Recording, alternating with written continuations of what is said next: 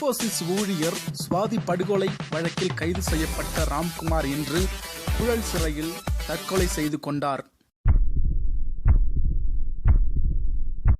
ஒரு சில மாதங்களுக்கு முன்பு இன்போசிஸ் ஊழியர் சுவாதி நுங்கம்பாக்கத்தில் படுகொலை செய்ததற்காக திருநெல்வேலி மாவட்டத்தைச் சேர்ந்த ராம்குமார் என்ற இளைஞர் கைது செய்யப்பட்டது குறிப்பிடத்தக்கது. அவ்வாறு கைது செய்யப்பட்ட ராம்குமார் நீதிமன்றத்தின் ஆணையின்படி புழல் சிறையில் விசாரணைக்காக அடைக்கப்பட்டார் என்பதும் குறிப்பிடத்தக்கது. சுவாதியின் கொலை வழக்கு சிறிது மர்மங்களோடும் காணப்பட்டது. பல கேள்விகளுக்கு மத்தியில் நடந்த இவ்வழக்கு உண்மை எதுவும் வெளிவராத நிலையில் ராம்குமார் தற்கொலை செய்து கொண்டது எதற்காக என்ற கேள்வியையும் எழுப்பியிருக்கிறது இந்த ராம்குமார் தற்கொலை முடிவு.